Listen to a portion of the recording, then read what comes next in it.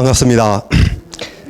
여기 다시 귀한 분들을 이렇게 만나 뵙고 또 이렇게 하나님 말씀을 특별히 다윗 언약에 대해서 같이 생각할 수 있는 그런 참 은혜의 시간을 가지게 돼서 너무나도 감사하고, 또 부족한 사람을 이렇게 초청해 주신 또 우리 열린 아카데미 감사드립니다. 너무 귀한 내용이고 또 너무 복된 내용입니다. 사실은 다윗 언약의 내용이 그것은 틀림없는데 그 복된 내용을 얼마나 우리가 참 잘 깨닫고 또 가슴에 잘 담느냐, 이게 관건인 것 같습니다. 그 일을 위해서 모였는데 제가 이게 막중한 책임을 느낍니다. 전하는 사람이 잘 전해야 이게 잘 되는데, 아무리 귀한 내용이라도 사실 전하는 사람이 잘 못 전하면 이게 안 되거든요. 그래서 하나님의 은혜를 구할 수밖에 없습니다. 성령께서 우리에게 은혜를 주시고 힘을 주셔서 정말 또 하나님께서 주신 말씀이니까 우리가 인간의 지혜로 또 어떤 사람의 어떤 재주나 능력으로 할 수 있는 문제가 아니고 하나님께서 우리를 사랑하시고 복을 주셔야 되는 문제가 아닌가, 이렇게 생각이 됩니다. 그래서 참 하나님의 은혜를 구하는 마음으로 지난번에 이제 우리가 사실 이 책이 17장으로 이루어져 있는 책인데요. 그리고 뒤에 이제 부록이 달려 있고, 그런데 지난번에 제 기억으로는 6장까지 한 걸로 기억이 됩니다. 그 얘기는 오늘 11장을 이제 다루어야 된다라는 의미인데요. 사실은 이제 지난번에 했던 것은 어떻게 보면 이제 이 다윗 언약을 공부하기 위한 준비, 어떤 그 배경, 거기에 가깝다고 봐야 됩니다. 이제 오늘부터 사실은 다윗 언약이 뭔가 이제 이렇게 뭐라 그럴까요? 이렇게 이제 다윗 정원에다가 비유하면 이제 안뜰 속으로 들어가는 그런 대목이 아닌가, 그렇게 생각이 됩니다. 어쨌든 17장까지 마무리하는 목표를 가지고 이제 하나님 은혜를 구하면서 같이 살피도록 하겠는데요. 여러분들이 아시는 것처럼 다윗은 어떤 사람이었느냐? 시대적 사명이 있었다 그랬죠. 다윗 시대는 어떤 시대였습니까? 기억하세요? 다윗 시대는 전쟁하는 시대다. 이방 사람들을 물리치고 여호수아로부터 시작된 그 정복 전쟁을 마무리하고 그 땅에 평화와 안식을 이루어내는 그런 어떤 역할을 하도록 세움을 받은 하나님의 종, 하나님의 사람, 이 다윗이다, 이렇게 볼 수가 있습니다. 출애굽기 19장에 보면 이 출애굽의 목적이 뭐냐? 세계가 다 내게 속하였나니 너희가 내 말을 잘 듣고 내 언약을 지키면 너희는 모든 민족 중에서 내 소유가 되겠고 너희가 내게 대하여 제사장 나라가 되며 거룩한 백성이 되리라.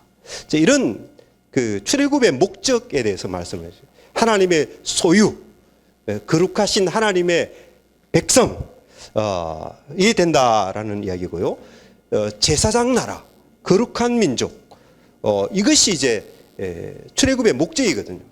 거룩한 백성이 되어서 하나님이 이것은 내 것이다, 이것은 내 아들이다, 내 장자다 라고 부를 만한 어떤 백성, 그것을 목적을 삼으시고 하나님께서는 출애굽이라는 이 놀라운 사건을 일으키신 것이죠. 근데 다윗이 왜 정복전쟁을 했느냐? 정복전쟁은 사실은 그런 하나님의 뜻을 성취하는 데 목적이 있는 그런 것이죠. 그래서 주변의 모든 민족들이 끊임없이 이제 위협하죠. 위협하고 공격해 들어오고 그런 고대 사회는 민족과 민족끼리 전쟁하는 것이 워낙 이제 이렇게 그런 사회니까요. 그리고 더더군다나 주변 민족들은 모두 우상 숭배하는 자들이고 부도덕하고 하나님과 어떻게 보면은 하나님을 섬기는 그런 위치에 있는 것이 아니라 어떻습니까? 이 하나님께 적대적인 마인드, 정신, 경향성, 이런 것들로 가득한 민족들이 주변 민족들이에요. 그 민족들이 호시탐탐 이제 이렇게 이스라엘을 애워싸고 있고 하기 때문에 거기에서 이 거룩한 백성, 하나님만을 섬기는 그런 나라를 세우기 위해서는 부득이하게 전쟁이 불가피하다. 공존이라고 하는 것이 어차피 되지 않는 것이다. 그런 것이죠. 그래서 이제 하나님께서는 자기 백성을 소위 말하는 악의 세력으로부터 이제 구원하셔서 안전한 곳에 거하기 위한 그런 이제 의도를 가진 것이 다윗이 수행했던 전쟁이다. 자, 제가 여기 이제 악으로부터 위협받지 않는 곳이라고 했는데요. 에덴 동산이 그런 곳이죠. 그죠? 에덴 동산. 거기에는 악이 없는 곳, 안전한 곳, 기쁨만 있는 곳. 그런 곳이죠. 근데 이 에덴 동산 했을 때 동산이란 말이 사실은 히브리어로 간이라는 말입니다. 간. 히브리어로 간이라는 말인데 이 간이라는 말은 사실은 그 동사 가나안에서 이제 여기 이제 가나안이라는 동사에서 이 간이라는 명사가 이제 만들어졌거든요. 이 간이라는 말의 의미는 사실 뭐냐면요. 우리 에덴 동산 이러지 않습니까? 그 말의 의미는 뭐냐면 사실은 울타리를 친 곳이다 이런 뜻입니다. 왜냐하면 가나안이라는 이 단어가 이 동사가 울타리를 치다 이런 뜻이거든요. 그러니까 그 명사는 당연히 울타리를 친 곳이다 이렇게 되는 것이죠. 그곳은 안전한 곳이다 이것입니다. 보호받는 곳이다. 위협적인 세력이 없는 곳이다 이거예요. 그죠? 그런 것이 에덴 동산이었다.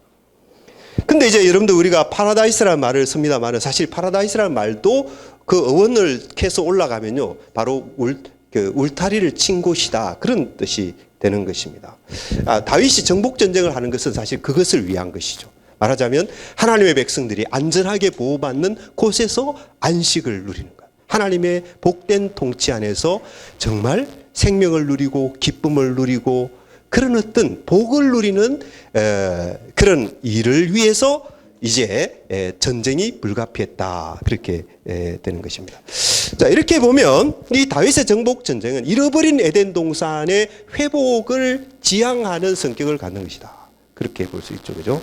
에덴의 복을 회복하는 것이다. 그런 차원에서 보면 다윗은 사실은 정복자라기보다는 구원자다. 이렇게 이름을 붙이는 것이 올바릅니다. 얼핏 보면 뭐 이방의 그 세상의 어떤 정복자들과 다윗이 뭘 다르냐 이렇게 이제 그것을 아주 피상적으로 비교를 할 때 그렇게 됩니다. 그러나 성경을 깊이 들여다보면 다윗은 그런 정복자가 아닙니다. 그런 정복자가 아니고 사실은 이 악의 세력이 만연해 있는 그 악의 근본은 하나님을 대적하는 것이죠. 뭐 사람이 보기에 어떠하든지 간에 그게 중요한 것이 아니고 하나님이 보실 때 하나님을 대적하는 세력 그게 악인 것입니다.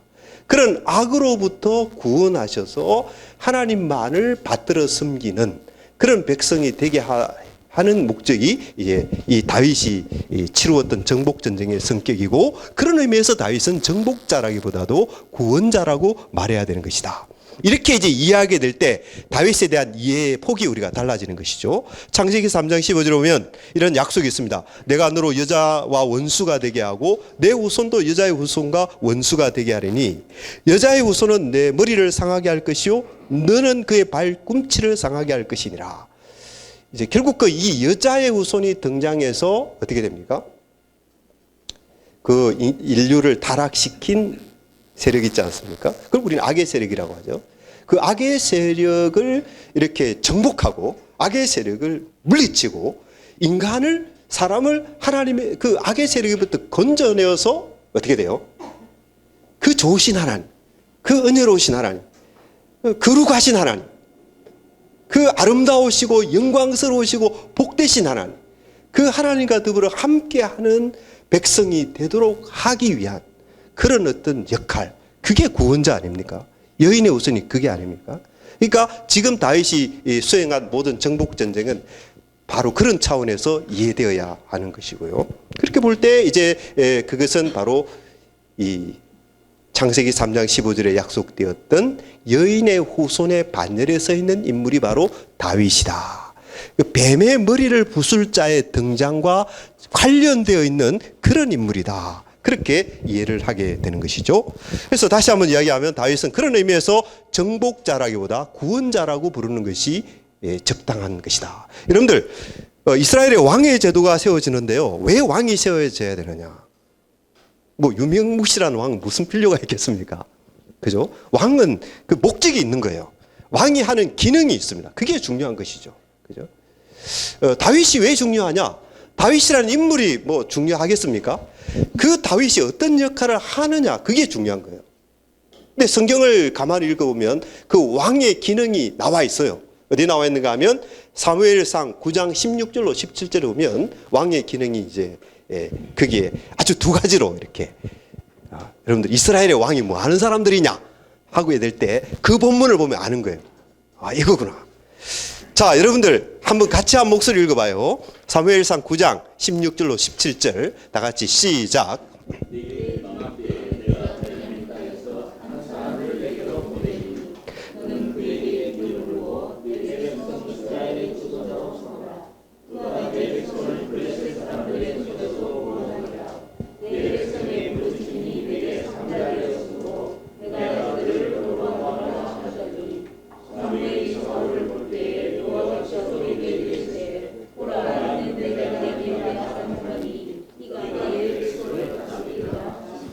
아멘. 감사합니다.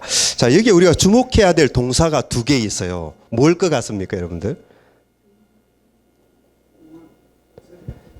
그렇죠. 여기에 보면 구원하리라 이 단어에 우리가 주목해야 됩니다. 그리고 다스리리라 이 단어에 주목해야 됩니다. 그러니까 왕이 왜 세워져야 되느냐, 이 두 가지를 위해서 세워져야 된다 그런 얘기죠, 그죠? 그래서 그것은 뭐 구원자의 사명, 또 하나는 다스리는 자의 사명. 구원만 해놓으면 안 되잖아요, 그렇죠? 여러분들 구원해놓고 그냥 버려둬 버리면은 어떻게 돼요? 다시 무정부 상태에 빠져들어서 그 어려움을 당하게 되고 혼란을 당하게 되고 그런 일이 생기지 않겠어요? 그러니까 구원한 백성들은 어떻게 됩니까? 다스려야 되는 거예요. 어떻게 다스려야 됩니까? 지혜로 다스려야 되는 것이죠. 그럴 때에 그 백성들이 어떻게 되죠? 그 백성들이 온전한 삶을 살 수 있게 되죠. 온전한 삶이라고 하는 것은 성경의 의미에서 보면 하나님과 친밀한 관계를 누리면서 하나님과 동행하면서 그 하나님의 영광을 바라보면서 하나님의 영광을 드러내는 삶, 하나님이 우리에게 의도하신 그 삶이 나타나는 것, 그게 온전한 거 아니겠어요? 그죠? 뭐 그냥 돈 많이 벌고 뭐 이렇게 하는 게 온전한 삶이 아니고 우리의 모든 존재가 하나님이 의도하신 그 목적에 따라서 존재하게 되는 것, 그게 온전한 삶이거든요. 그래서 이제 이런 구원과 통치가 완벽하게 같이 이루어질 때 그런 삶이 가능해지고요. 바로 그것을 위해서 왕이 존재하는 것이다. 성경적인 의미에서 왕의 역할은 그런 것이다 라고 이야기할 수가 있습니다. 통치자에게 이제 가장 중요한 것은 이제 지혜롭게 백성을 통치해야 된다. 여러분들 솔로몬의 예를 통해서 솔로몬이 왕이 되자마자 구한 게 그거잖아요. 지혜를 주셔서 이제 하나님 보실 때에 선한 것이 무엇이고 악한 것이 무엇인가, 옳고 그름을 잘 분별해서 그게 통치자가 해야 될 어떤 결정을 내리고 이렇게 해야 될 때에 그때 이제 뭡니까? 하나님의 뜻대로 해야 되니까 그것을 위해서 필요한 것이 지혜이고, 그렇죠? 그래서 통치자에게 가장 중요한 어떤 그 자질이라고 한다면 지혜라고 우리가 이야기할 수가 있겠죠. 그리고 이제 구원자에게 가장 중요한 자질은 역시 이제 전쟁하는 능력입니다. 왜냐하면 이방 민족들과 이렇게 전쟁을 해서 전쟁을 통해서 이제 적들을 물리치는 그런 일을 해야 되는 것이니까요.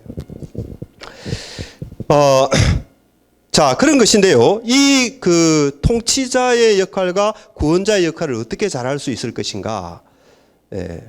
우리가 늘 하는 이야기입니다만은 구원자의 역할을 잘하기 위해서는 이제 전쟁을 잘해야 되지 않습니까? 그죠? 전쟁에 나가서 맨날 그 지고 들어오고 적들에게 패배당하고 이러면 구원을 어떻게 합니까? 전쟁을 하면 이겨야 되지 않습니까? 그죠? 어떻게 이기는가? 어떻게 이기는가? 여러분 뭘 것 같아요? 이기는 방식이 뭡니까? 우리도 맨날 전쟁하지 않습니까? 오늘 하루도, 오늘 동안 지금까지 살아오시면 여러분들 다 전쟁하셨죠. 다른 사람들이 알지 못하는 우리는 전쟁 가운데 소위 말하는 영적인 전쟁. 우리 마음속에 하나님의 뜻을 순종할 것인가? 육신을 따라갈 것인가? 죄의 지배를 받을 것인가, 은혜의 지배를 받을 것인가, 늘 이런 전쟁 가운데 있잖아요. 사실은 다윗이 수행했던 그 전쟁도 본질상 그런 것이거든요. 악의 세력과의 어떤 악의 세력에서 이렇게 하나님의 백성들을 건져내는 거예요. 자, 그런 전쟁을 할 때 우리가 어떻게 싸워야 되느냐? 뭐겠어요, 여러분들? 성경이 가르쳐 주는 것은 믿음으로 전쟁하는 것이다. 그것을 분명히 가르쳐 주고 있습니다. 여러분들, 다윗이 전쟁을 어떻게 했는가를 가만히 보면요,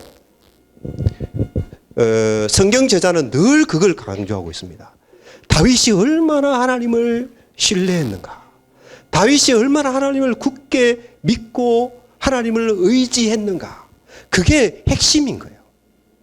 이게 우리가 너무나 잘 알는 말이지만 사실 우리 그 말을 매우 중요하게 받아야 되는 것입니다. 사실 전쟁을 이기냐 지냐에 따라서는 죽고 사는 문제가 달리는 거 아니에요, 그죠? 블레셋과의 전쟁을 할 때 보면요, 이 골리앗이 딱 나와서 이렇게 외칩니다. 너희가 우리 종이 되든지, 하여튼 이렇게 나오는 거거든요. 그 얘기는 뭡니까?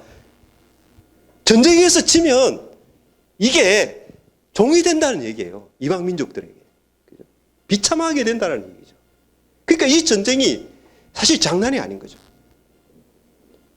그런데 그 전쟁을 어떻게 싸워야 되느냐, 이것은 사소한 문제가 아니다라는 것입니다. 지금 우리도 전쟁하기 위해서 핵을 개발하느니 어떻게 하느니, 그런 세상이 그런 일로 들끓고 있지 않습니까? 그런데 그거에 못지않는 중대한 문제가, 그보다 더 중요한 문제가 이 전쟁이라는 거죠. 이 지금 두 세력 간의 이 치열한 전쟁, 이 전쟁을 우리가 어떻게 싸워야 되느냐? 분명합니다. 다윗의 역사가 가르치는 것은 분명합니다. 바로 하나님을 믿는 믿음으로 전쟁하는 것이다. 하나님을 믿는 믿음으로 전쟁하는 것이다. 그 얘기는 결국 우리가 이제 전쟁을 수행할 때도 다른 방식이 있는 것이 아니다라는 거죠. 이 전쟁은 어차피 믿음의 전쟁이다. 여호수아와 갈렙이, 여러분들, 가나안 땅을 어떻게 물려받았습니까? 사실은 믿음입니다. 믿음. 그죠? 하나님을 어떻게 믿었느냐? 다른 사람들은 하나님이 크게 보이지 않는 거예요. 다른 사람은 하나님을 소문으로도 듣는 정도도 아닌 거예요, 다른 사람들에게. 그러나 여호수아와 갈렙에게는 그렇지 않았다는 거예요. 하나님이 지금 눈앞에, 하나님을 내 눈으로 지금 보는 것처럼, 하나님을 내 손으로 지금 붙드는 것처럼 실제로서 하나님을 믿었다라는 거죠. 그랬으니까 그 믿음으로 정복전쟁을 성공적으로 수행해서 가나안 땅을 유업으로 받은 거예요. 이게 무엇을 이야기합니까? 믿음이 본질이다. 누구를 믿는 믿음이냐? 하나님을 믿는 믿음이 본질이다. 다윗이 어떻게 정복 구원자로서의 역할을 감당했느냐? 다른 거 아니에요. 하나님을 믿는 믿음이었다라는 것이죠. 우리에게도 왜 세상에 맨날 지느냐?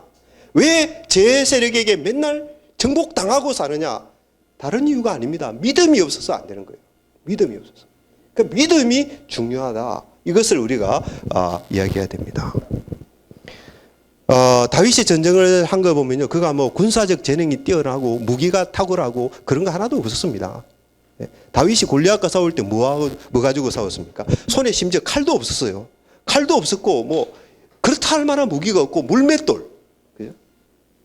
그것도 나이 어린 소년이 말이죠. 그렇지 않습니까? 전쟁의 경험도 하나도 없는 아주 미숙해 보이는. 골리앗과 블레셋 사람이 볼 때는 정말 조롱할 만한 그런 모습으로 전쟁에 나가. 그게 뭘 드러내는 거죠, 여러분들? 전쟁에서는 다른 거 다 필요 없다라는 것입니다. 하나님을 의지하는 믿음 하나면 충분하다. 그것을 다윗의 그 전쟁 기사가 우리에게 보여주고, 성경 기자는 뭘 우리에게 강조하고 있는 거죠? 그걸 지금 강조하고 있다는 거예요. 전쟁할 때 어떻게 해야 되느냐? 하나님을 믿는 믿음으로 해야 되는 것이다. 여러분들, 그런 전쟁을 인간의 재능과 수완으로 해보세요. 그 전쟁은 무슨 전쟁입니까?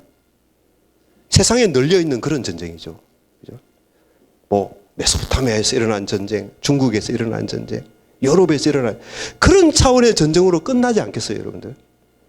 성경이 여러분들 그런 전쟁하라고 그런 전쟁을 소개하는 책일까요? 뭐 어떤 사람들 그렇게 보더라고요. 성경이 바로 기독교가 폭력의 근원이다. 뭐 그렇게 주장하는 사람도 있어요. 그죠? 성경을 모르니까 그런 얘기하는 거죠. 인간의 어떤 군사적 수완과 재능으로 하는 것이 아니라 하나님을 믿는 믿음으로 하게 되고, 그래서 그 전쟁의 진정한 주인공은 누구냐? 하나님이시다. 하나님이시다. 그래서 우리는 그런 전쟁을 이름하여서 하나님의 전쟁이라고 부르는 것입니다. 여호와의 전쟁이다라는 거예요. 예, 그래서 이 다윗이 전쟁을 수행했을 때 가장 중요한 것은 믿음으로 하는 전쟁이다. 이 차원이 이제 우리가 이야기돼야 되는 것입니다. 자, 그런데 여러분들, 다윗이 그런 전쟁을 너무 잘했고, 그래서 그 강력한 블레셋 제국 말이죠. 예, 그때 이제 기원전 11세기, 10세기 그때거든요. 예, 지금으로부터 거의 3,000년 전 아닙니까? 어마어마한 뭐 아찔한 시대죠. 지금으로부터 3,000년 시대, 300년 전도 아닙니다. 그죠? 3,000년 전에 그때 전쟁이에요. 근데 그때 이미 블레셋은 뭡니까? 철제 무기가 다 있었거든요. 철제 무기가 있었는데 이스라엘은 아직 그런 상황이 아니었던 것이죠.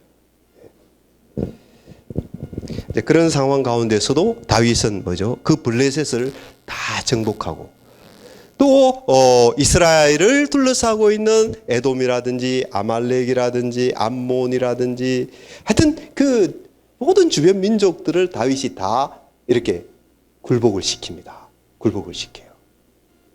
예, 성경은 어떻게 그런 일이 일어날 수 있었느냐? 다윗이 하나님을 의지했기 때문에, 하나님이 다윗 편이 되어 주셔서 하나님이 싸우시고 하나님이 적들을 물리치시고, 그래서 결과로 나타나는 것이 다윗의 승리였다. 그것을 성경이 가르쳐주고 있다라는 것이죠. 자, 이제 그렇게 됐는데요. 그런데 우리가 여기서 이제 생각을 해보아야 될 것이, 그러면 다윗이 그렇게 정복 전쟁을 했으면 이제 정말 그 이스라엘 나라가 에덴 동산처럼 돼야 되는 것이 아니냐. 적들이 다 이제 사라지고. 그렇죠. 예. 그런데 정말 다윗 시대와 그 이후의 이스라엘 역사는 어떠한가? 우리가 살펴보면 여러분들 잘 아시잖아요. 물론 그 솔로몬 시대나 다윗 시대에 보면 정말 그런 현상이 나타나긴 해요. 그죠? 정말 한동안에는 이 이스라엘 나라가 정말 대단히 영광스러운 나라가 됐고, 또 대단히 복을 받은 나라이구나. 그렇죠? 정말 다윗 솔로몬 왕국은 정말 에덴 동산과 같은 그런 축복이 되돌아온 시대이구나. 그걸 여러분들 열왕기상 4장을 보세요. 그죠? 예. 열왕기상 4장 솔로몬 시대를 묘사하는 본문들을 보면요, 그걸 알 수가 있어요. 솔로몬 시대는 어떤 시대냐? 굉장히 축복받은 시대구나. 예. 뭐 은을 귀하게 여기지 않을 정도로. 그죠? 예. 그런데 문제는 뭐냐면, 그런 그 복된 시대가 말이죠, 지속적이지 않았고 잠시 동안만 있다가 이렇게 사라진 그런 시대였다는데, 이제 고민이 있는 것이죠. 예. 여러분들 뭐 솔로몬 시대가 지나가면서 나라가 문제가 많이 생기고, 그렇죠? 그 다음에 마침내 나라가 분열되고, 그렇죠? 그런 과정을 밟아가는 그 안타까운 모습을 우리가 열왕기서에서 읽게 되는 것입니다. 왜 이런 일이 일어났는가? 다윗이 그렇게 놀라운 구원자이고 솔로몬이 그렇게 놀라운 통치자라면 그런 일이 안 일어났어야 되는 것이 아닌가? 왜 이런 일이 일어나게 되는가? 하나님의 뜻이 도대체 무엇인가? 그런 질문을 우리가 하지 않을 수가 없는 것이죠. 우리가 성경에서 그 원인을 분석해 보면요, 원인은 아주 분명합니다. 열왕기하 17장 7절로 8절에 보면 그 북왕국이 왜 멸망했는가, 그 원인에 대해서 이렇게 말씀을 하고 있어요. 제가 한번 읽어보겠습니다. 이 일은 이스라엘 자손이 자기를 애굽 땅에서 인도하여 내사 애굽의 왕 바로의 손에서 벗어나게 하신 그 하나님 여호와께 죄를 범하고 또 다른 신들을 경외하며 여호와께서 이스라엘 자손 앞에서 쫓아내신 이방 사람의 규례와 이스라엘의 여러 왕이 세운 율례를 행하였습니다. 여러분들 뭐가 문제예요? 범죄했는데 그 범죄의 성격이 어떤 겁니까? 네? 그렇죠. 우상숭배이고 또 거기 보면 이방 사람의 규례대로 행하였다. 이게 이제 그 북왕국의 멸망의 가장 중요한 이유로서 언급되고 있는 거예요. 이방 사람처럼 되었다. 여기 이제 주목해야 되는 것이죠. 그죠? 열왕기하 21장 9절에 보면 남왕국도 똑같이 됩니다. 남왕국도 망하게 되는데 왜 망했느냐? 성경이 이렇게 소개합니다. 이 백성이 듣지 아니하였고 므낫세의 깸을 받고 악을 행한 것이 여호와께서 이스라엘 자손들 앞에서 멸하신 여러 민족보다 더 심하였더라. 무슨 얘기입니까? 그러니까 이방 민족들처럼 된 것에서 더 나아가서 어떻게 됐다는 거예요? 그들보다 더 했다는 것입니다. 이스라엘 사람들은 어떻게 해요? 거룩한 백성이잖아요. 구별된 백성이 돼야 됩니다. 이방 민족들을 본받으면 안 되는 거예요. 그죠? 이방 민족들은 다 우상숭배를 하지만 이스라엘은 하나님만을 섬겨야 돼요. 이방 민족들은 부도덕한 짓을 해도 하나님의 백성들은 그렇게 하면 안 되고. 어떤 그런 이스라엘 백성이어야 되는데 지금 열왕기 기자가 평가하기에는 그렇지 않았다라는 거예요. 이스라엘 민족도 이방 민족처럼 다 되어버렸고 그리고 조금 더 나을 것으로 기대했던 다윗 왕가가 있었던 그 남왕국 유다는 또 어떻게 됐느냐? 그 이방 민족들보다 더 심하게 되어버렸다. 이게 열왕기 기자가 보는 관점이 되게 되는 것이죠. 그런 얘기는 이렇게 정리를 할 수가 있습니다. 과거에는 하나님의 적이 이방 민족들이었어요. 그렇죠? 여호수아가 정복 전쟁을 한 것도 이방 민족들을 쫓아내려고 정복 전쟁을 한 것이고 다윗도 이방 민족들을 이렇게 정복하려고 전쟁을 왜 그랬습니까? 그 이방 민족들이고 하나님의 적들이니까. 그런데 지금 역사가 흘러가 보니까 이스라엘이 어떻게 된 거예요? 이스라엘이 이방 민족처럼 되어버리고 오히려 그들보다 더 심하게 됐다. 그런 얘기 아닙니까? 그럼 결국은 뭐예요? 이스라엘 백성이 하나님의 적이 되었다. 이런 얘기예요.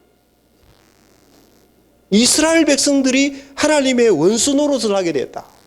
그런데 이게 열왕기 기자가 평가하고 있는 그 이스라엘의 모습인 것이죠. 참 안타까운 일이 아닙니까?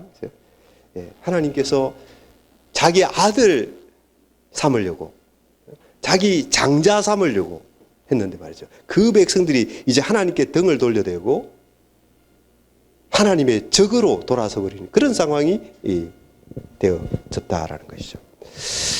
자, 이것은 무엇을 가르쳐 줍니까, 여러분들? 아주 쉽죠? 1 더하기 1은 2다. 이것만큼 쉬운 것 같습니다. 이것은 뭐냐면요. 다윗이 구원한 그 구원이 온전한 구원입니까? 아닙니까? 그런 얘기죠. 그죠? 다윗의 구원은 온전한 구원이 아니었다. 그것을 가르쳐 주는 거예요. 그렇지 않아요, 여러분들? 다윗이 온전한 구원을 했다고 그러면 그런 일이 없어야 되는 거죠. 예? 그 가나안 땅에 하나님만을 섬기는. 그래야 되는데. 이런 결과, 이런 기대하지 않는 정반대 결과가 나타났기 때문에 다윗의 구원자의 역할, 그것은 한계가 있는 역할이었고 그 구원은 온전한 구원이 아니었다. 이렇게 우리가 평가를 내릴 수밖에 없는 것이죠. 동의가 되십니까, 여러분들? 동의가 되시면 아멘 한번 해보시죠. 예, 감사합니다. 온전한 것이 아니었다. 자, 그러면 여기서 이제 드러나는 사실이 뭡니까? 온전한 구원이 되려면 이게 필요한 것입니다. 하나님의 백성들이, 이스라엘 백성들이 그들이 시간이 흘러가니까 하나님의 적이 되어버렸다라는 거예요. 그래서 온전한 구원이 되려고 하면 이게 필요한 것이죠. 이스라엘 백성들이 하나님의 적으로 돌아설 수 있게 만드는 그 요소가 해결돼야 되는 거예요. 다시 말하면 이스라엘 백성들을 내면으로부터, 이건 내면적인 문제잖아요. 혈통적으로 아브라함의 후손이냐 아니냐, 이게 중요한 게 아니죠. 그들이 다 아브라함의 후손 아닙니까? 그래도 시간이 흘러가니까 그 사람들이 가나안 민족처럼 돼버린 거 아니에요? 이건 무슨 얘기입니까? 그들의 내면 속에, 뼈와 살 속에 무엇이 있다라는 거죠. 그들의 뼈와 살 속에 그들로 하여금 가나안적인 요소가, 가나안적인 특성을 가지게 만드는 그런 요소들이 그 내면 속에 있었다, 이렇게 볼 수밖에 없는 거죠. 그래서 완전한 구원이 이루어지려면 어떻게 해야 됩니까? 그 요소가 해결되지 않으면 안 되는 거죠. 그래서 다윗은 이제 그런 외부로부터의 그런 구원이었지만 말이죠. 외부로부터의 구원자의 역할을 했습니다만은 이제 이 내면의 어떤 문제, 하나님의 백성이 하나님의 적이 되게 만드는 그런 요소들, 그것을 정복할 수 있는 정복자야말로 어떻게 되죠? 완전한 구원자가 되는 것이고 완전한 정복자가 되는 것이다. 이렇게 우리가 알게 되는 것이죠. 그래서 이제 다윗의 역사는 그것을 우리에게 가르쳐 줍니다. 그래서 핵심은 그것이죠. 사람으로 하여금 그 내면으로부터 하나님을 대적하게 하고 하나님으로부터 돌아서게 만드는 그 요소를 도대체 어떻게 할 것인가, 그 고민 앞에 우리를 서게 만드는 거예요. 이스라엘 역사는. 그래서 그런 고민 앞에 서게 만듭니다. 여러분들이 너무나도 잘 아시는 것처럼 그것이 어떻게 해결되죠? 그렇죠. 십자가 사건. 십자가를 통해서 우리의 내면 속에 도사라고 있는 가나안적인 요소, 그 가나안적인 세력들을 정복하는 그 정복이 십자가를 통해서 이루어졌다라는 것을 우리는 신약의 복음서나 또 로마서나 이런 곳에서 우리가 보게 되는 것이죠. 예수 그리스도께서 우리의 구주가 되셔서 우리의 죄를 대신 짊어지시고 십자가에서 돌아가신 거 아닙니까? 그래서 예수님이 돌아가실 때 우리도 함께 예수님께 못 박혀서 십자가에서 죽은 것이죠. 그 죽음 속에서 뭡니까? 우리의 내면 속에 있는 우리의 적들, 그것이 그 십자가 속에서 정복당하는 그런 역사가 일어난 것이죠. 그래서 사실 그런 관점에서 보면 십자가 사건은 정복 전쟁의 또 다른 모습이다라는 것이에요. 그러니까 골리앗을 물리친 그 다윗의 승리, 그런 승리의 어떤 그 재현이라고 말할 수 있겠는데, 그 재현이라고 하는 것이 동일한 차원에서의 재현이 아니라 이제는 본질 속으로 파고 들어가서 하나님의 백성들을 근본적으로 병들게 만들고 하나님께로부터 근본적으로 돌아서게 만드는 그 악의 세력을 정복하는 그 정복 전쟁이 일어난 그 현장이 어디냐? 바로 갈보리 십자가 위에서 그 일이 일어났다라고 볼 수 있습니다. 그래서 예수님은 그 십자가를 지심으로써 그 원수들을 정복하신 거예요. 우리 내면 속의 죄의 문제를 거기에서 십자가에 못 박아 죽임으로써 악의 세력들을 근본적으로 파괴하고 근본적으로 그 악의 세력을 물리치고 정복하는 그 일을 하신 것이죠. 그런 의미에서 십자가 사건은 정복 전쟁의 또 다른 모습이다, 이렇게 이해를 우리가 하게 되는 것입니다. 어쨌든 그 이제 사실을 여러분들이 잘 아실 거고요. 따라서 이제 다윗의 그 구원은 어떤 그런 시대적인 상황 속에서 이제 어떤 그런 한계를 가지고 있는 것이었습니다만은, 그러나 다윗의 후손으로 오신 예수 그리스도를 통해서 이런 어떤 근본적인 악의 세력이 극복되어지는 그런 일이 일어났다라고 말할 수가 있겠고요.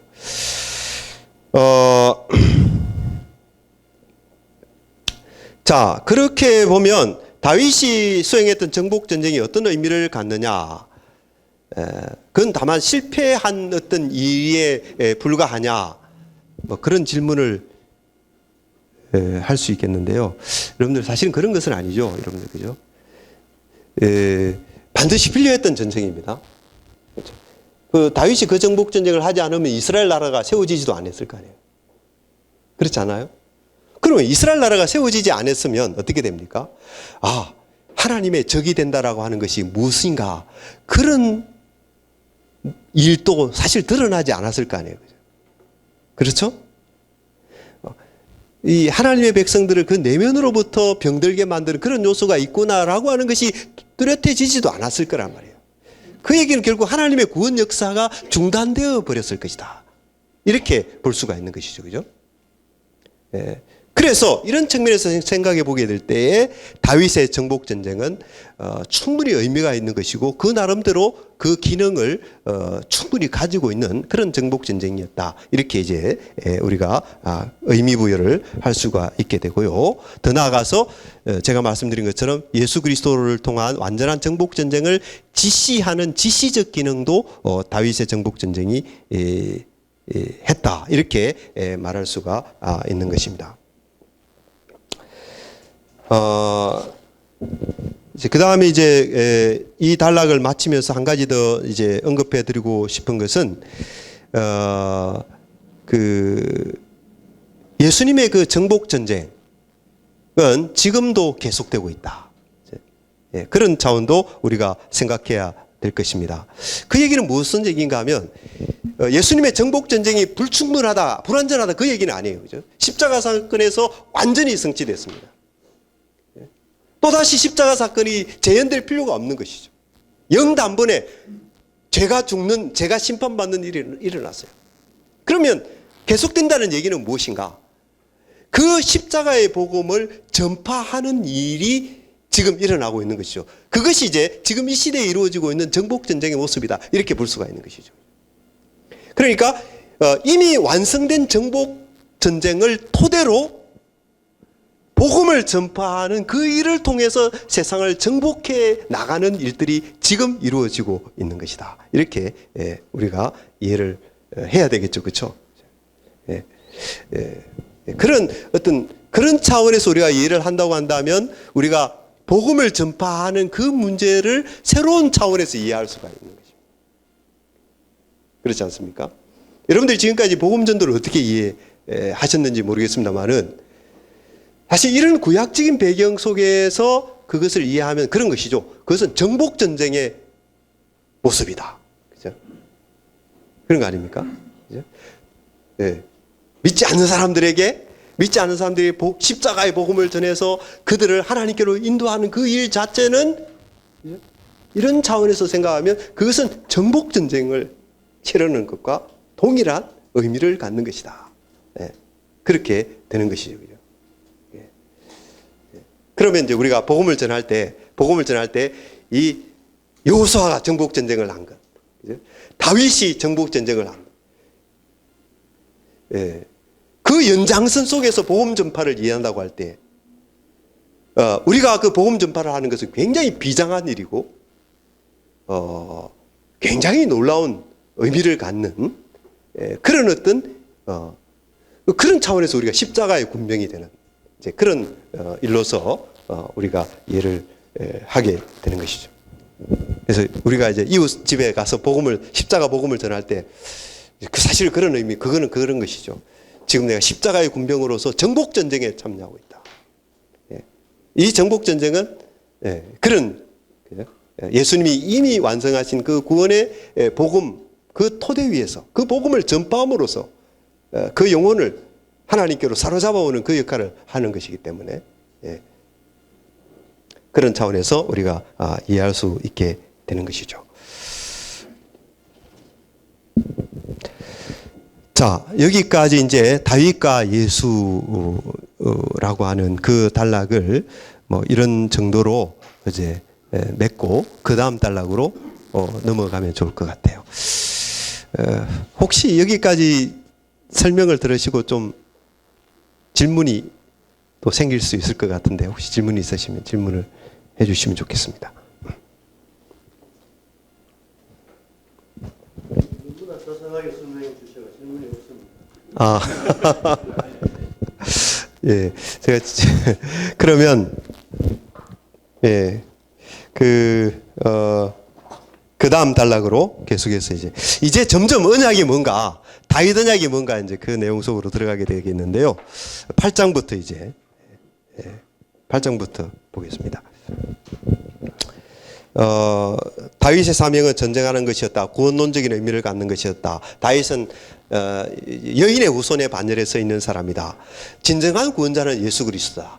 다윗은 외부적인 적들을 물리치는 선에서 끝났지만 진정한 구원자이신 예수 그리스도는 인간을 그 내면으로부터 하나님의 적이 되게 만드는 근본적인 악의 세력을 정복한 분이라는 차원에서 예수 그리스도는 완전한 정복자이다. 구원자이다. 또 다른 구원자가 필요 없다. 인류가 아는 가장 위대한 정복자는 예수 그리스도다. 이제 그렇게 우리가 정리를 하게 되는 것이죠. 그죠? 그리고 다윗이라는 인물은 바로 그 예수 그리스도를 지시한다는 의미에서 아주 우리가 아주 중요한 그런 인물이 되는 것이죠.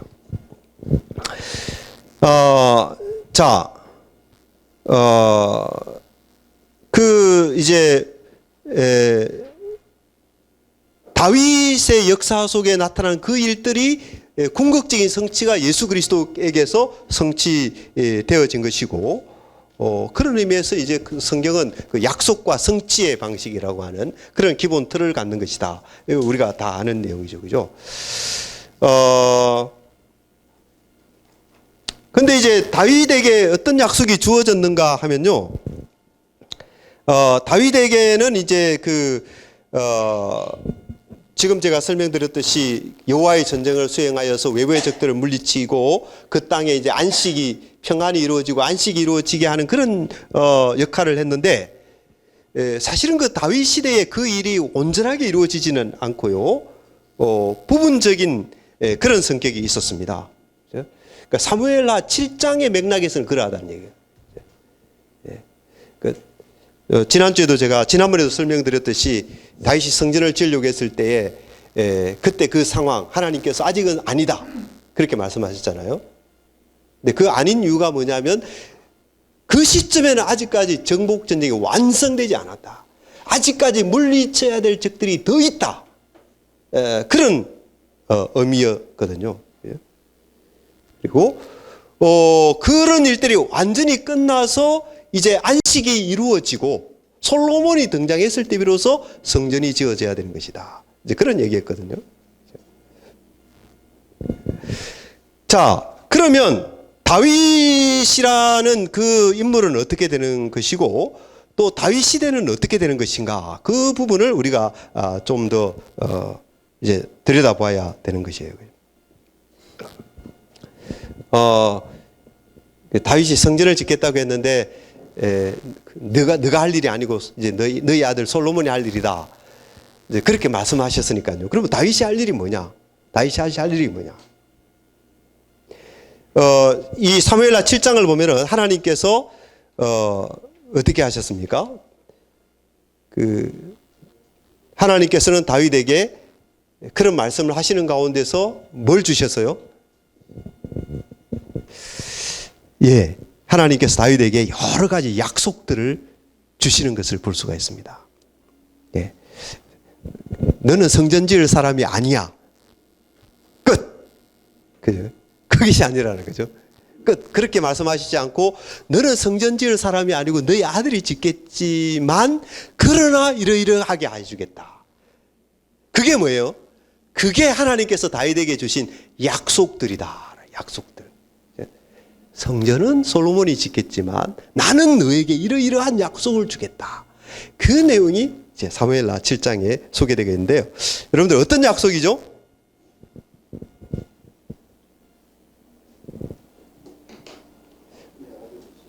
간단한 이야기인데, 우선은요, 그것도 다 포함됩니다만 우선은 위대한 이름에 대한 약속을 주죠. 다윗에게 위대한 이름을 주겠다. 그 약속을 주신 거고요. 그 다음에 또 장소에 대한 약속을 주시는 것을 볼 수 있습니다. 어디 나오는가 하면 7장 10절에 나오는데요. 내가 또 내 백성 이스라엘을 위하여 한 장소를 정하여 저희를 심고 저희로 자기 처소에 거하여 다시 옮기지 않게 하며, 여기에 장소라는 말 나오지 않습니까? 그죠? 그리고 또 한 가지가 있는데요. 그게 뭐냐 하면 안식에 대한 약속을 주시고 있습니다. 11절에 나오죠. 11절에 보면 전에 내가 사사를 명하여 내 백성 이스라엘을 다스리던 때와 같지 않게 하고 너를 모든 대적에게서 벗어나 뭐하게 하리라? 편히 쉬게 하리라. 그 편히 쉰다는 게 무슨 얘기죠? 안식한다. 요 동사가 창세기 2장 15절에도 사용된다고 했죠. 그 히브리어 동사가 제가 뭐라고 그랬어요? 기억하십니까? 방금 어떤 분이 말씀하셨는데 헤니아흐, 그죠? 누아흐의 히필령인 헤니아흐라는 말이. 그러니까 내가 너를 모든 대적에게서 벗어나 편히 쉬게 하리라. 그 말이 헤니아흐, 편히 이 말이거든요. 요 동사가 창세기 2장 12절 아담과 하와를 에덴 동산에 살게 했다. 에덴 동산에서 편히 쉬게 했다. 그런 말로 사용되고 있거든요. 그죠?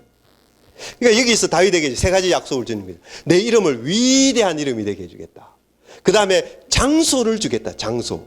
그 다음에 그냥 주는 게 아니라 편히 쉬게 하겠다. 그렇죠? 잘 기억하세요. 이게 이제 하나님이 그 다윗에게 주신 그 약속인 거예요.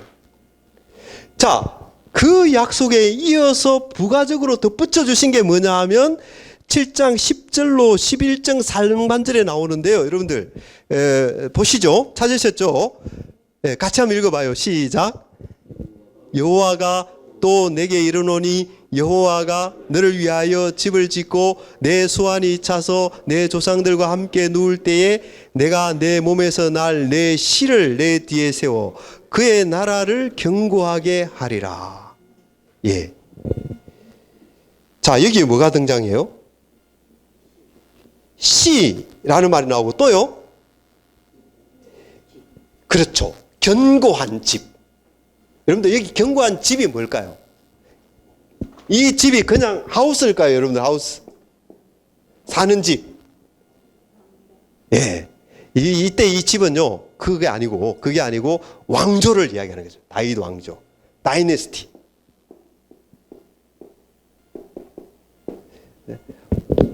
다윗 왕조를 일으키겠다. 이런 다윗 왕가를 일으키겠다.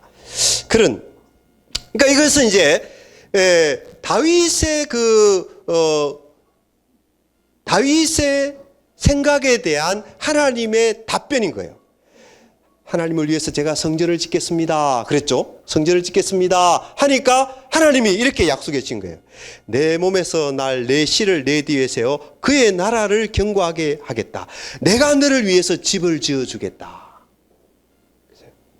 그런 답변을 주시고 있습니다. 이게 하나님이 정말 놀라운 분이죠. 하나님은 주시는 분이다. 다윗이 내가 하나님을 위해서 집을 지어 드릴게 하니까 하나님은 아니야. 내가 너를 위해서 집을 지어 주겠다. 그러시잖아요. 뭡니까? 하나님의 은혜로우심. 하나님은 주시는 분이다. 먼저 주시는 분이다. 하나님이 먼저 받으시는 법은 없죠. 그런가요, 여러분들? 하나님 먼저 받으시는 법이 있습니까? 아니죠. 늘 하나님은 먼저 주십니다. 다윗과 하나님의 관계도 가만히 보면요, 처음부터 끝까지 늘 하나님이 다윗에게 먼저 주십니다. 그렇죠? 다윗이 하나님을 위해서 집을 짓겠습니다 하니까 하나님이 아니야. 내가 너를 위해서 집을 지어주겠다. 그런 얘기를 하시는 것을 보게 되거든요. 그래서 이제 이렇게 정리를 하겠습니다. 하나님이 이제 이렇게 약속을 주셨는데 위대한 이름과 장소와 안식을 약속해 주셨고 그 세 가지 약속과 결부된 것이 뭐냐면 견고한 집이다. 견고한 집이다. 이렇게 되는 것이죠. 그렇죠? 예. 그래서 이렇게 이제 위대한 이름, 장소, 그 다음에 또 뭐죠? 안식. 요 끝에 주어진 게 뭐예요? 견고한 집이죠. 그래서 요 세 가지 이 약속의 완성, 요 세 가지 약속의 완성이 견고한 집이다. 이런 이제 그림을 우리가 그려볼 수 있는 거죠. 이 견고한 집은 위대한 이름과 결부되어 있고 또 장소가 없으면 되겠어요? 안 되죠. 장소와 결부되어 있고 장소만 있으면 뭐합니까? 그 속에 평안이 있고 안식이 있어야 되죠. 그죠?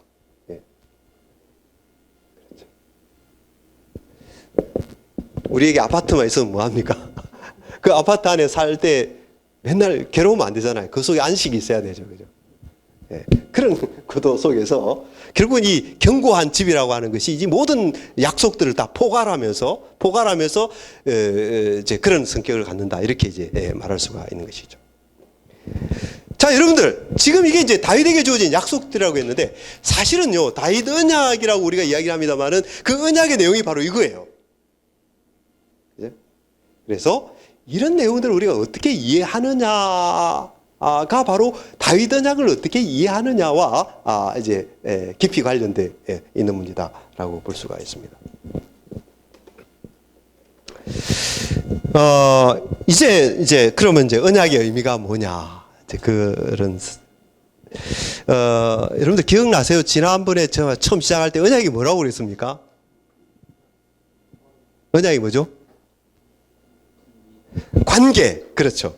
누구와 누구의 관계요? 그렇죠. 그래서 놀라운 겁니다. 사람과 사람과의 관계가 아니죠. 다윗 언약은 뭡니까? 하나님과 인간 다윗과의 관계예요. 그죠? 말하자면 뭐예요? 여러분 한 사람 한 사람과 누구와의 관계입니까? 초월자, 전능자, 그 하나님과의 관계. 그게 바로 언약이다. 언약. 그죠?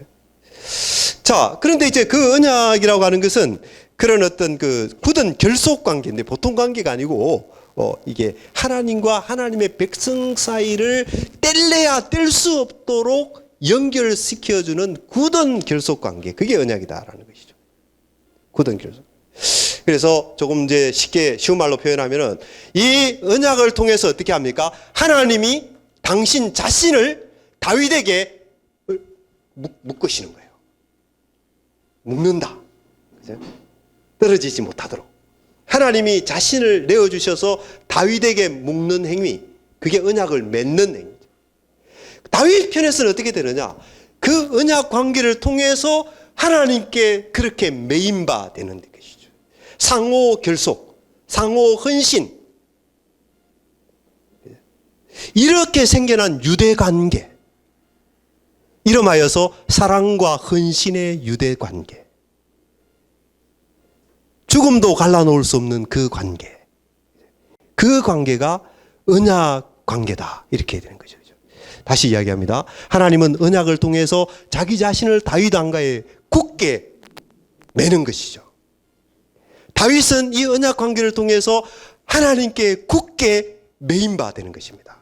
그래서 상호 사랑과 헌신의 깊은 결속 관계가 생겨나게 흔히들 결혼 언약 많이 이야기하는데 사실 이 결혼 언약이 이 언약과 굉장히 비슷합니다. 그죠? 그래서 성경에 보면은 하나님과 이스라엘 백성들의 관계를 설명할 때 결혼 이미지를 많이 사용하잖아요. 호세아 같은 경우에도 이런 어떤 헌신과 사랑의 관계가 생겨야 된다. 그래서 저는 이렇게 생각합니다. 이 언약은 뭡니까? 하나님 편에서는 인간에게 자기 자신을 내어주는 행위다.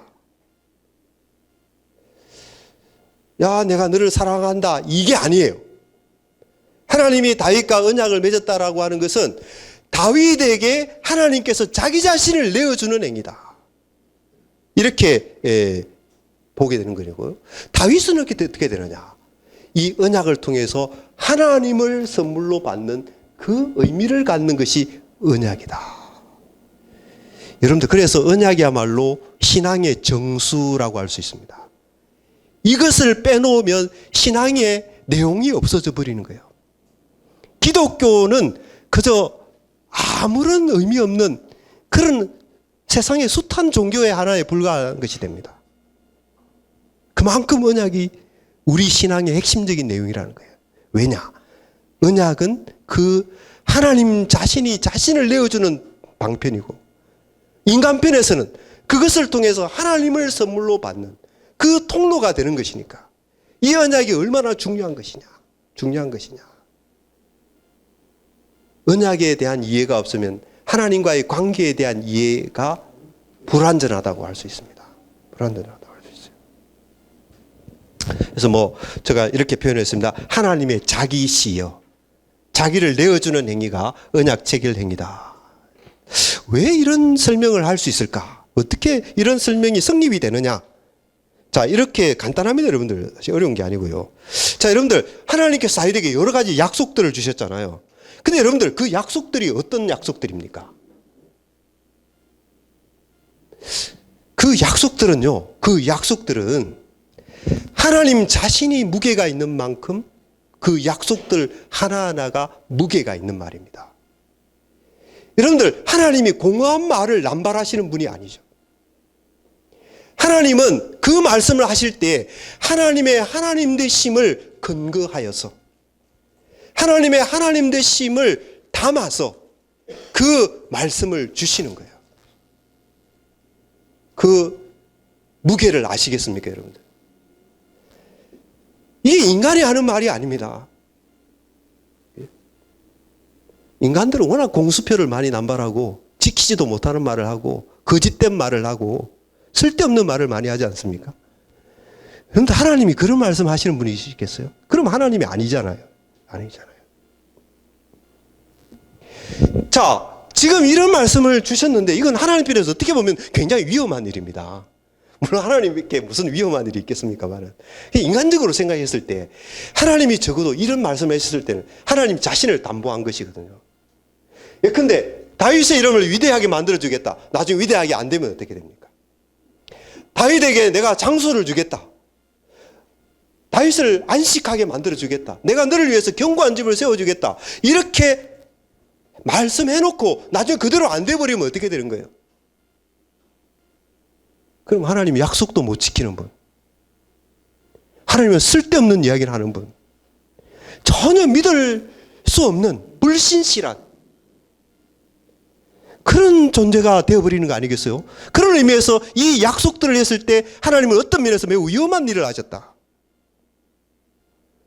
이 말씀 여러분들 이해를 하셔야 됩니다.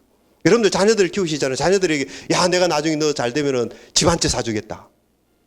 야, 내가 너에게 나중에 뭐 해주겠다, 뭐 주겠다.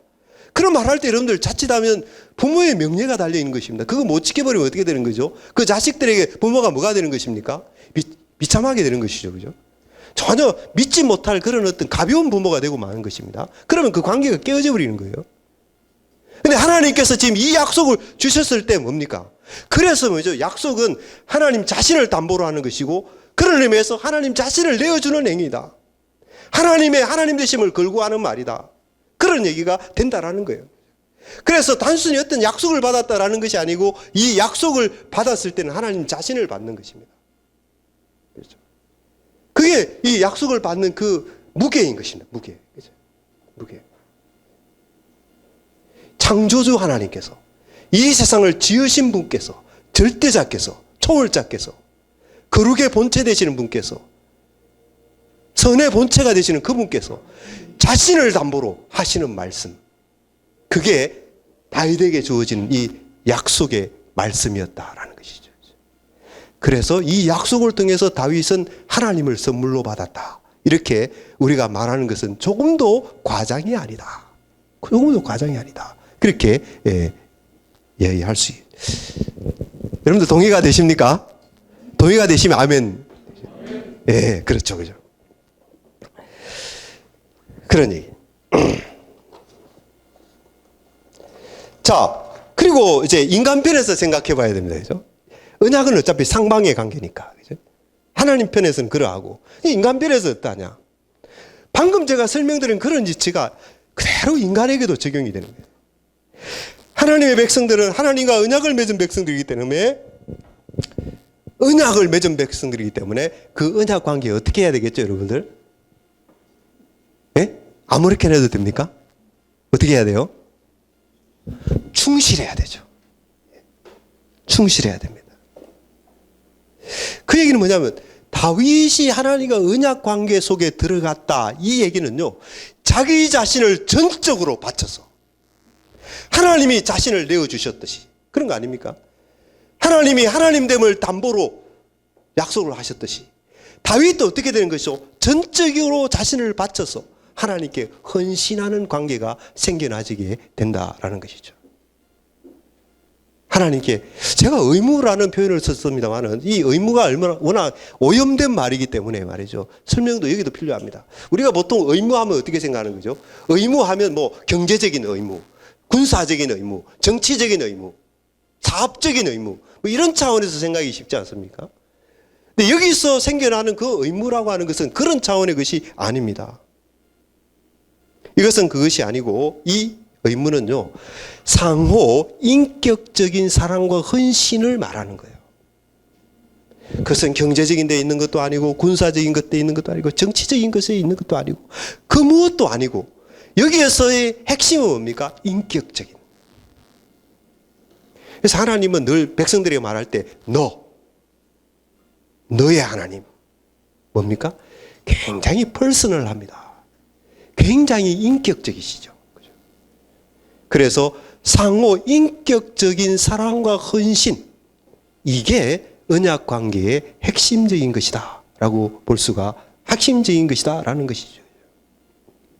그래서 하나님과 관계에서 언약의 의무라고 하는 것은 다른 것이 아니라 하나님을 사랑하시는 것이에요. 하나님께 충성하는 것입니다. 충성하되 마지못해서 하는 것이 아니라 사랑하는 마음으로 충성하는 것이 언약 관계죠. 그래서 신명기 6장 5절에 그게 잘 나오지 않습니까? 마음을 다하고 뜻을 다하고 힘을 다하여 내 하나님 여호와를 사랑하라. 사랑하라. 이게 다윗이 바쳐야 될 하나님께 대한 언약의 의무이다. 이렇게 보게 되는 것이죠. 그 사랑과 헌신은 뭐 어떻게 표현돼야 되는지 여러분들 너무 잘 아시잖아요. 그죠? 사실은 사랑과 헌신은 말로만, 그게 무슨 사랑과 헌신이겠어요. 그죠? 이 사랑과 헌신은 구체적입니다. 아주 실제적입니다. 어떤 것입니까? 실제로 하나님의 말씀에 대한 순종, 믿음과 순종으로 표현되는 것이 사랑인 것이죠. 믿음과 순종이 없으면 그것은 이제 온전치 않는 것이죠. 그리고 무엇보다도 말씀을 순종하고 하나님을 닮아가는 것으로 표현된다는데 놀라움이 있는 것이에요. 언약 관계에서 지게 되는 그 어떤 그 언약의 의무라고 하는 것이 뭐냐? 하나님의 말씀에 순종하고 하나님을 믿고 의지하는 가운데 어떻게 되는 것이냐? 하나님을 닮아가는 것으로 표현되는 그 사랑과 헌신, 그것을 말하는 것이다 라는 것이죠. 그래서 이런 것이죠. 언약의 이 언약의 정수라고 하면요, 하나님의 뜻이 나의 뜻같이 되고 그런 것이죠. 하나님 따로 나 따로 이런 것이 아니고 하나님의 뜻이 나의 뜻과 같이 되고 나의 존재가 하나님과 같이 거룩해지는 것,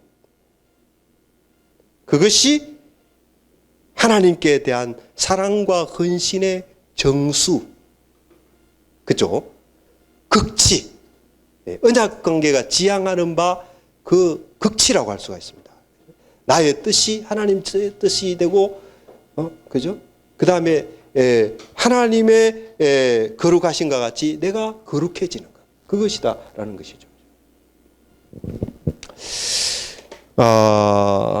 그것을 이제 우리가, 그래서 결국 이제 다시 한번 정리를 하면 언약 관계라고 상호 원신의 관계인데, 하나님 편에서는 자신을 하나님, 다윗에게 하나님을 담보로 자신을 내어주는 그런 것이고, 하나님 자신을 선물로 내어주는 것이고, 다윗은 그 하나님에 대해서 자기 자신을 온전히 들어서 헌신하는 것. 그 헌신이라고 하는 것이 바로 이런 하나님을 닮아가고 하나님의 뜻이 나의 뜻이 되고 내가 하나님처럼 거룩해지고, 이런 어떤 그렇게 정리를 할 수 있죠.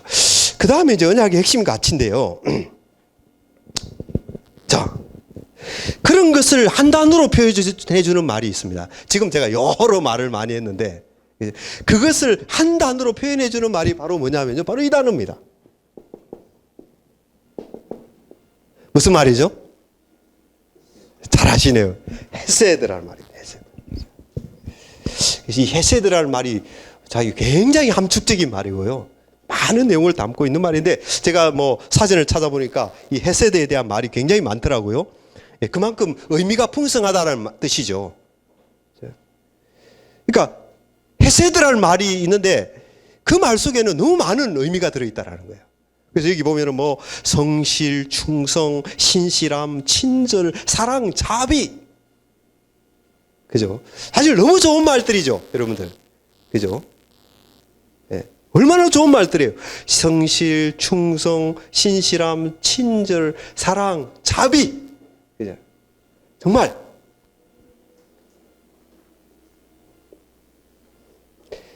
그 우리가 다 갖고 싶은 것들 아닙니까? 그죠? 우리가 정말 예. 너무 기도하는 제목들. 그런 것들이죠. 근데 이제 이 헤세드는요, 주로 하나님이 자기 백성을 향해서 갖는 마음. 궁금하죠, 여러분들? 하나님이 나에 대해서 어떤 마음을 가지실까? 하나님이 자기 자녀들에 대해서 어떤 마음을 가지고 계실까? 근데 그 마음이 이 단어를 통해서 표현됩니다.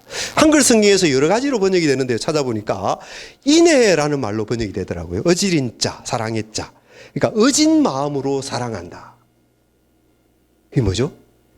하나님과 언약 관계에 있는 사람들에게 하나님께서 기본적으로 가지고 있는 하나님의 마음이시죠.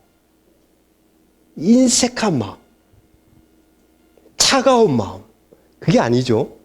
어진 마음으로 사랑한다. 그 다음에 또 인자라고 표현되어 있습니다. 인자는 뭐냐면 마음이 어질고 자애롭다. 예. 그 다음에 은총. 뭐 여러분들 잘 아시죠? 은총, 값없이 베푸는 사랑. 그죠? 대가 없이 무조건적으로 베푸는 사랑. 그 다음에 또 자비.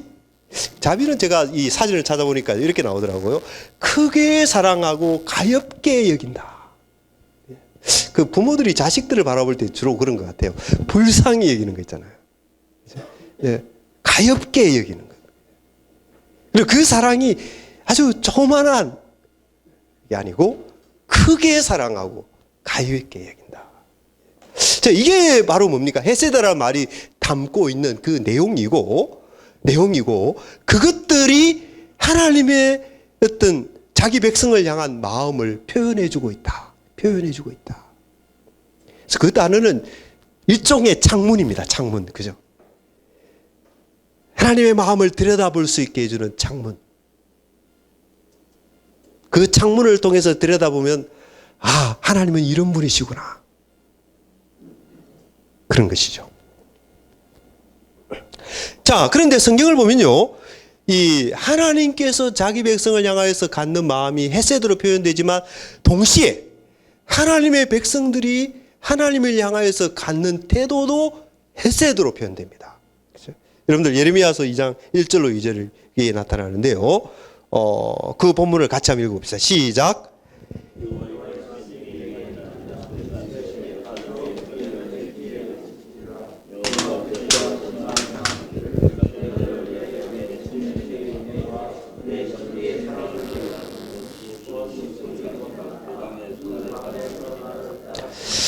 예, 여기는 보면 분명히 씨 뿌리지 못하는 땅 그 광야에서 나를 따라서미라. 분명히 이제 출애굽 시대를 말하는 것 같아요. 출애굽에서 이제 가나안 땅 여기까지 40년의 광야 세월 아닙니까? 그걸 염두에 두고 하는 말인데 그때 이스라엘 백성들이 어떻게 했냐? 하나님은 그때를 굉장히 좋은 시절로 추억하는 것 같아요.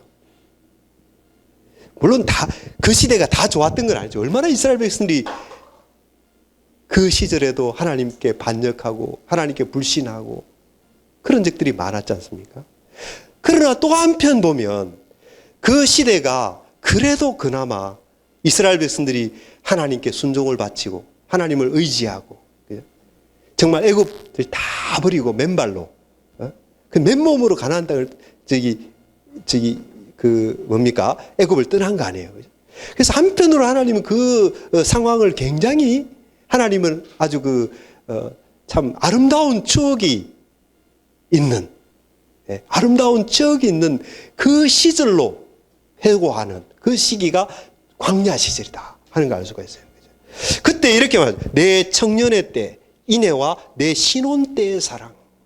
하나님과 이스라엘 백성들이 신혼 시절이다. 그때를. 참 재밌는 말이에요. 예.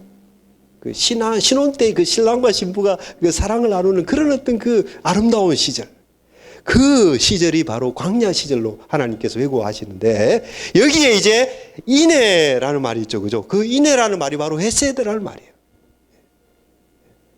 적어도 그때는 이스라엘 백성들이 하나님께 그런 신뢰와 헌신과 충성을 바친 것으로 하나님이 그렇게 인정하시고 계신 것을 보게 됩니다. 그런데 그런 말들이 호세아서 6장 4절이나 이런 데 쭉 나타나는데요.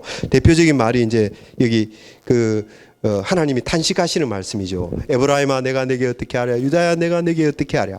너희의 인애가 아침 구름이나 시 없어지는 이슬 같도다. 하나님은 자기 백성들에게 인애를 기대하시는 것이죠. 왜냐? 하나님이 인애하신 분이니까. 하나님이 헤세드 하신 분이니까. 그 하나님과 언약을 맺은 이스라엘 백성들에게도 하나님은 당연히 동일한 것을 기대하시는데 보니까 그게 안 보이더라는 거예요. 저게 내 자식이 맞나? 하나님 그렇게 생각하시는 거예요. 안타까워하시는 거예요. 너희의 인애가 아침 구름이나 시 없어지는 이슬 같구나. 그렇게 말씀하시는 것이죠.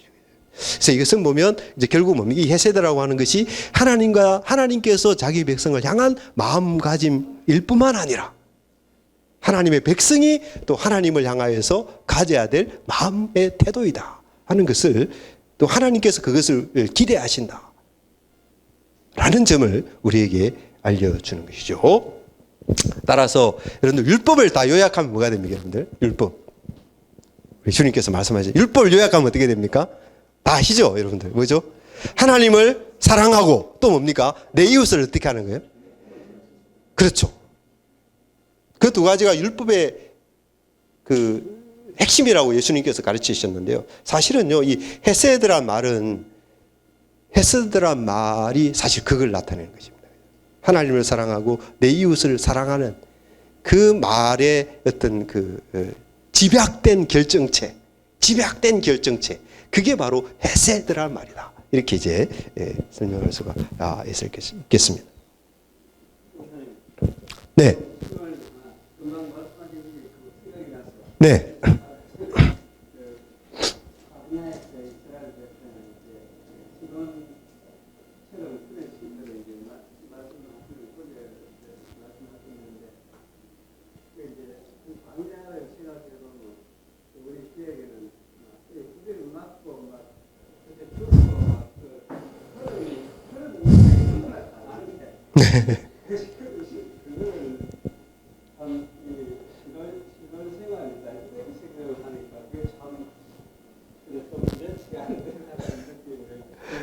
네.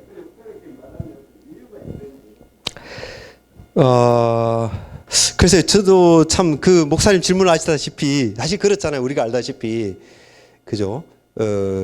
참 금송아지 우상 숭배하는 사건도 있고 이제 그런 일들이 분명히 이제 있죠.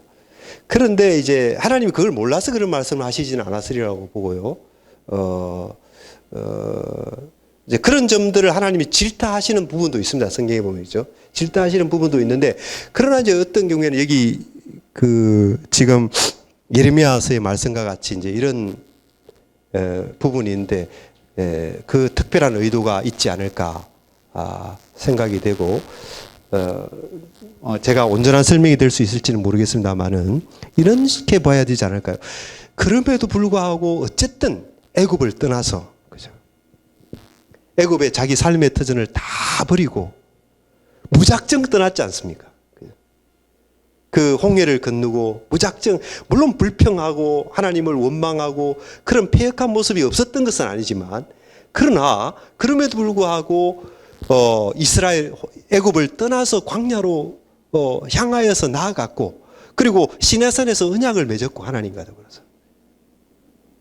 그것은 귀한 일이거든요. 하나님과 더불어서 언약을 맺고, 그 다음에 또 하나님께 매도 많이 맞았지만 또 그 과정들 속에서 하나님과의 어떤 숱한 많은 그런 어떤 또 하나님과 동행하는, 또는 또 하나님의 책망을 받기도 했지만 하나님의 은혜를 입기도 하고, 그런 어떤 시간들이 광야 기간이 아닌가.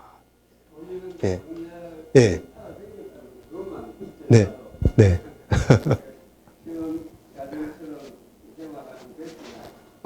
네. 몸은 되고 네. 얻어먹는 거는 서럽고 고통받았지만 네. 영적으로는 얼마나 평화수고 쉬는 그 이상. 예. 예. 그러니까 어떤 차원에서 봐야 될 것 같아요. 이게, 예, 이 부분 자체가 뭐 전부 다 그렇다 이런 의미는 분명히 아닐 거예요. 분명히 그런 패역된 상황들을 하나님이 다 알고 계시지만, 그러나 그 광야 시절의 어떤 차원을 보셨을 때 하나님께서 이렇게 표현하실 수 있었지 않나 이렇게 생각이 됩니다. 네. 네. 네. 네. 한번 아까 말씀하신 이 소년의 오해가 결혼 가장 기쁘지 못하는 동네에서 나를 따랐음이라. 그죠? 예, 예. 예, 그렇죠. 그런. 개별적인 말씀이 아니고 이스라엘에 대한 말씀이고 네. 그 이스라엘 전체가 어떤 광야에 나와가지고 태국에 나와서 광야에서 살아다녔던 그 자체가 네. 그거를 전체적으로 하나님이 귀하게 보시는 것 같아요. 예, 귀하게 보시는 것 같아요. 예, 그러니까 이 세상의 성도들도 그렇지 않습니까? 이렇게 하나님을 믿고 나와서 어떻게 보면은 광야 같은 세상에서 고생을 하지 않습니까? 뭐 고생하면서 하나님을 원망하기도 하고, 그 다음에 불평하기도 하고, 때로는 죄를 짓기도 하고, 그렇지만 어쨌든 세상에서 이 하나님의 백성으로 결단하고 나온 거 아닙니까? 그래서 그런 전체를 하나님이 다 그냥 무시해버리고 그러시는 분인가? 하나님은 또 그런 자원들 하나님이 인정해 주시고 그것을 또 귀하게 보시는 것이 아닌가? 그런 점도 우리가 생각할 수 있지 않는가 하는 것이죠. 그래서 어쨌든 이런 어떤 관계인데요. 결국 이런 관계다. 다윗 언약은 이 언약이 성립됨으로써 하나님과 다윗 사이에 이런 관계가 세워졌다. 이런 관계가 세워졌다.